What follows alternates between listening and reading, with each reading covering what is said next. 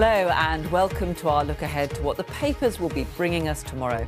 With me are Stephen Swinford, who's Deputy Political Editor at the Daily Telegraph, and the talk radio presenter Daisy McAndrew. Let's take a look at some of tomorrow's front pages. The Daily Mail leads on Theresa May's efforts to get her Brexit deal over the line in the face of rebellious MPs by directly appealing to the business community and the public for support. The Guardian says the Prime Minister is battling on all fronts to save her Brexit deal, with Mrs May caught between demands from backbench Brexiteers for a change of course and a refusal from European leaders for any further concessions.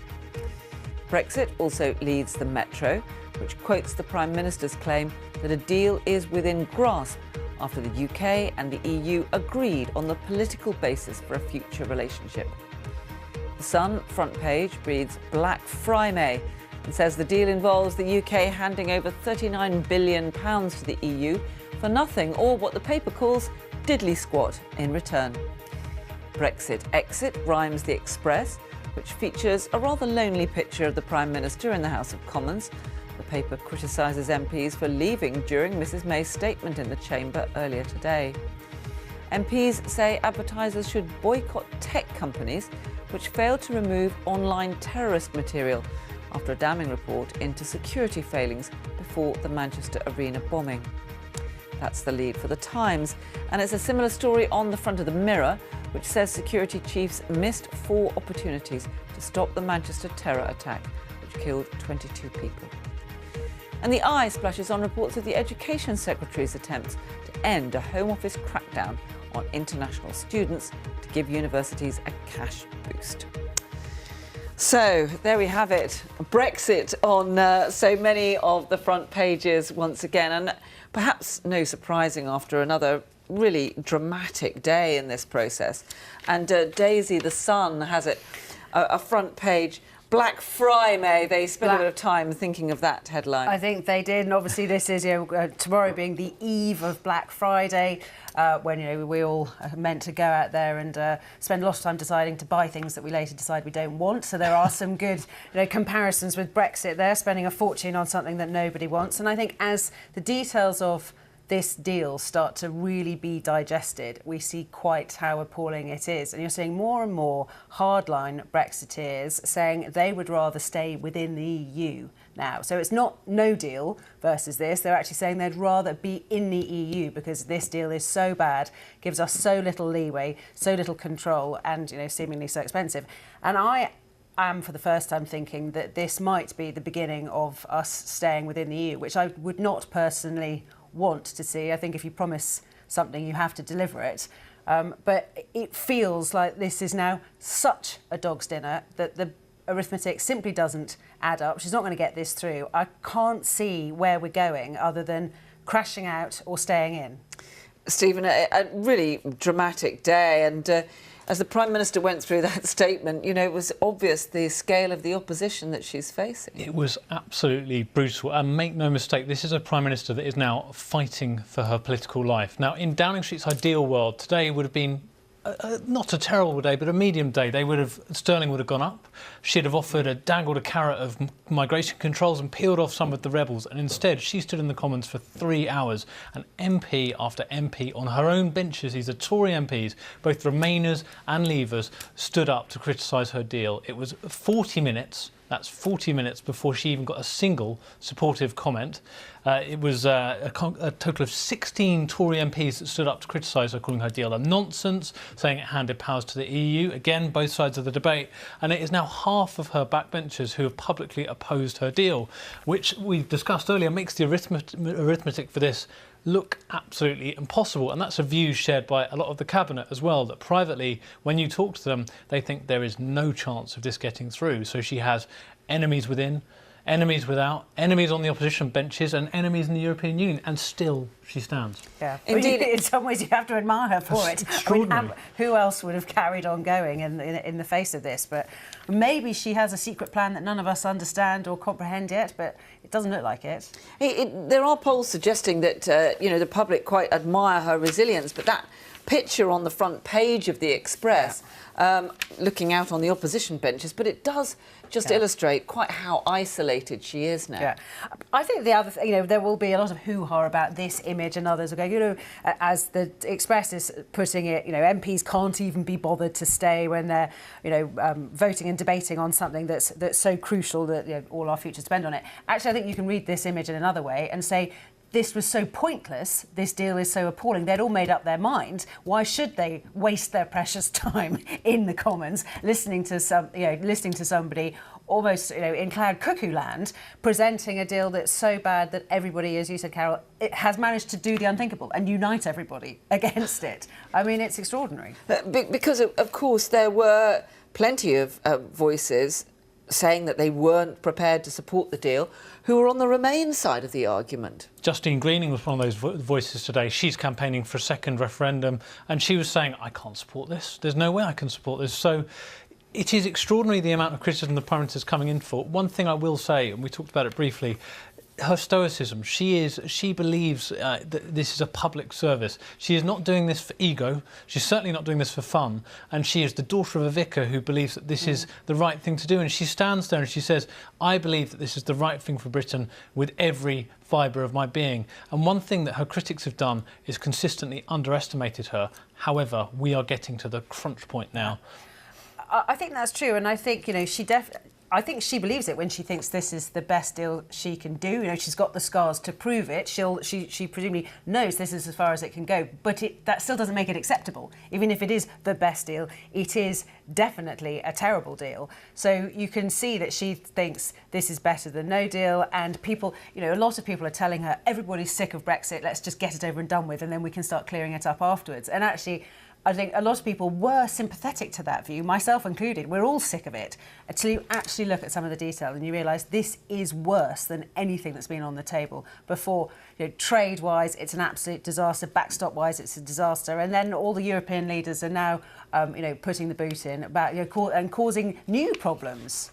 And the Guardian, one of many others that also has it on the front page, May battles on all fronts to save her Brexit deal. And Stephen, she's still going ahead with this summit with the EU leaders at the weekend, somehow hoping that if she gets the seal of approval from them, it might change the political climate. Well, even that's in doubt. We've had Spain talking of treachery over Gibraltar, so we'll see where we get to. But in the background to all this, don't forget that the Conservative Party is inherently a very ruthless party. They can act, and they can act quickly. Everyone has mocked Jacob Rees-Mogg and the Eurosceptics for not getting enough letters of no confidence in to get rid of the Prime Minister. They've said you went too early. Well, I tell you what, those letters are still there. There's probably 30 or 40 letters there. It's not going to take many more to trigger a confidence vote, which could be followed by a leadership contest. And the closer we get to this vote in the Commons, the closer that becomes a reality. And all of the Cabinet are jockeying for position. A lot of them don't want to be seen to publicly endorse this deal because they know there could be a leadership contest very soon, and they don't want to be tied or bound into something that inherently they don't actually agree with a lot of it. Even though they're all still sitting there in the cabinet for now. Yeah, exactly. And I think Stephen's point about Spain is very interesting. So we had Spanish ministers earlier today talking about treachery and the British government doing things under the cloak of darkness, which was bad enough and undiplomatic enough. But we have the Spanish president tweeting just this evening saying that the negotiations are still miles apart between the UK and Spain, and that he's currently looks like Spain will veto Brexit. Now, of course, Spain can't veto Brexit, but even to be using such careless language, I think, is extraordinary. And that's Gibraltar has suddenly become yes, because of course the Spanish are worried that this deal will interfere with their efforts to have bilateral negotiations over Gibraltar. Exactly, and then the fisheries is a huge problem with many of the counterparts saying that the deal that's in the deal, the terrible deal, actually she has had some success on fishing policy. That other European governments saying they want to blow that out of the water, forgive the pun, which.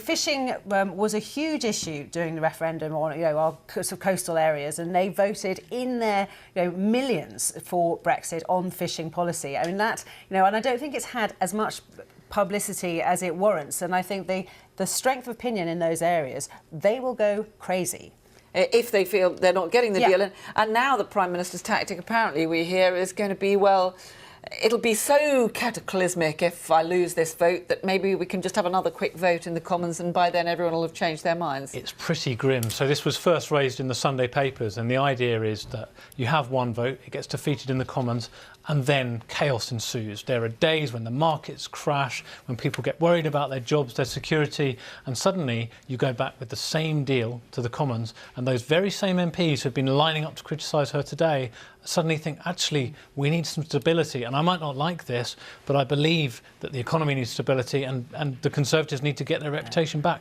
No deal is the worst of all. That's what the suggestion would be. Project Fear on steroids, isn't it? Absolutely terrifying. Project Terror. Let's just look at a couple of the other stories in the papers in the morning. Stephen, boycott tech giants over terror, MPs urge. This is advertisers being told that they've got to shun sites that aid extremists. It's a really important story, this. So it's a group of MPs who have come together, and they are basically saying that we've asked the tech giants nicely. The security services, MI5 and MI6, repeatedly ask Facebook, Google, WhatsApp to, take down extremist material, to take down hate material that is inspiring terrorism, and yet they're failing to do so. And Dominic Grieve, who's the head of this committee, which is called the ISC, is saying this is, frankly, a disgrace and a complete scandal. But he's admitting defeat. Everyone's admitting defeat because they are in another jurisdiction. So ultimately, they're saying, let's hit them where it hurts. Let's hit them in the pocket. Let's get the advertisers like Unilever and other big companies to boycott them, and maybe that will change them. And this is apparently where we are. But these tech companies all say, well, we're taking action to remove these sites when we detect them. Yeah, I mean, this parliamentary investigation has had a really thorough look, and it's a thorough look into lots of problems, about in terrorism policy across the board. But it's particularly interesting, this element that the Times has picked up, because as Stephen was saying, Unilever were greatly praised because they did put their money where their mouth is and said, we will not advertise with any of these companies who continue to ignore security services and, as Stephen said, either terrorist material or even places like Amazon, who sell things on their sites that then bombers use to make bombs and so on. So they got great praise, and he, as Stephen was saying, Dominic Grieve, was urging other companies to do the same. But it is rather pathetic, isn't it, that we've got policymakers and politicians basically begging businesses to do their dirty work and to control these companies that should be controlled by legislation, not by advertising and revenue. The difficulty being, of course, these are international companies. We know how difficult it is to police the internet. And they've got models. Their argument is their models are built on privacy. They claim they moderate their sites properly, but they also argue that they're just platforms and that it's the people who are putting the material on their websites that are responsible. But this has real consequences. Really stark in the Times report here that Salman Abedi, the Manchester Arena bomber, he killed 22 people. He bought the ingredients for his bomb on Amazon, the website, and he watched a YouTube video before assembling that bomb. These are real-life consequences of material that is out there on the internet. Very interesting to see if Nick Clegg's name is brought into this now. So he's recently gone, or he will be starting, I think, in the new year to work for Facebook. He will be coming under huge pressure from his old government and parliamentary colleagues to do something about this. Absolutely. But that story of the Manchester bombing picked up on the front page of the Mirror that talks about the 4 missed chances to stop the bomber. And this was this report from the Intelligence and Security Committee today that there were various opportunities, including the fact that Salman Abedi actually visited a known militant in prison and still he wasn't picked up. It was highly critical of MI5 and security services, stating, and there are some things that they say are so sensitive but really shocking that they can't put in a public forum, that they are taking straight to the Prime Minister. They're giving the Prime Minister a briefing about these failings. So they were clearly serious. As you said, there was the visit to the prison. He was never put on the prevent strategy, which is meant, and he could, because he was known, he had been followed. They did know what he was doing, but not close enough. He wasn't put under travel restrictions either. So a litany of problems, and really very shocking. And it must be so horrific for anybody who was caught up in these cases to read of all these major mistakes. Indeed, and in fact we talked to one of those who was there at the Manchester Arena earlier on, but he, interestingly enough, had some sympathy for the security services, pointing out the scale of the number of Yeah. suspected militants that they're trying to keep tabs on. That is exactly the point. The security services are under strain like never before. They have a huge number of people returning from Syria as ISIL's territory becomes smaller and smaller. And they're also dealing with the women coming back from Syria with children, and those children have been exposed to some very disturbing stuff. So it's a new generation of kids that are coming up who've been exposed to shocking things and coming back as, you know, teenagers, and they're trying to monitor all of this. 600 active investigations, hundreds more people potentially coming back, and thousands of subjects of interest. So they're trying to keep on top of it, but this is right to criticise and point out where the failings are, because otherwise they don't learn the lessons and we can't move on. But actually, just sorry, one other thing that was very shocking was that the Parsons Green matter, terrorist attack, has not been properly included in this report because the Home Office refused or failed to give evidence on it. So I have sympathy with what you're saying, absolutely do, but that, I think, is inexcusable. They were repeatedly asked to give evidence and they refused to. Let's just take a look at one more story. The front page of the Mail, and a few others as well. Fiona Bruce smiling out. She, we are told, is going to be the new face of Question Time. Fantastic news. She's going to be the first lady of Question Time, as the Mail puts it so beautifully. And it's the first in 40 years. She is stepping into the boots of David Dimbleby, who has done an incredible job for 24 years. And I think most viewers would probably agree is something of a national treasure. He is now 80 and he is gradually winding down. I think in next month, on December the 13th, is going to be his final Question Time. But she's got quite a job on her hands. She has, and you're right. I mean, he is, you know, Dimbles, as he's often called in the tabloids. You know, he is a national treasure. It's a terrible cliche, but he is, and people do love him. And I think a lot of people do tune in for him. You know, it's thought to be the most influential political programme, and it almost certainly is. It does have that status. I'm delighted that there's a woman presenting it. There is a female editor as well at the moment, so that's, you know, a double whammy, and that's great. I would like to see more shake-ups. I think a lot of the politicians, particularly, you know, over the years, it's not that David Dimbleby lets them get away with it. They are so media trained. They're such automatons. They just spout the same soundbite over and over again. And I think the audiences have become aggressive, and it is a sort of sign of the times. But, you know, it's pumped. Isn't that just a reflection of the hugely divisive political era that we're in? I think it is, but I think it's also very unattractive for the viewer. And I think, you know, we know that those tickets are bought very, very fast by particular factions, you know, whether the Corbynistas or, you know, or UKIP or whoever it is. So it's not that representative. It's representative of some baying mobs, but I don't think it's representative of the true nature of public debate out in the street. And I think it could do with more of a shake-up. It is, though, a chance for members of the public to directly try and hold politicians to account. Fiona Bruce is going to be mediating it, but that's the key point, isn't it? That's the beauty of Question Time. It's what I've always loved about it. It is literal democracy in action. The amount of times that I've written stories about Question Time, we sit in Westminster, we talk to politicians all day, and suddenly you get a member of the public who, during an election cycle, cuts through, and the question in the newsroom was, who is that? Can we speak to them, and can we find out more about them? Because that was an incredible question that made the Prime Minister of the day, whether it was David Cameron or Theresa May, you know, kind of completely stumped them. And it can have a genuine political impact. At its best, it can change the course of an election. And there we must leave it. Stephen, Daisy, thank you both very much indeed. That's it for the papers tonight. Don't forget, you can see the front pages of the papers online on the BBC News website. It's all there for you 7 days a week at bbc.co.uk/papers. And if you missed the programme any evening, you can watch it later on the BBC iPlayer. A big thank you to my guests, Stephen Swinford and Daisy McAndrew, and from all of us here, good night.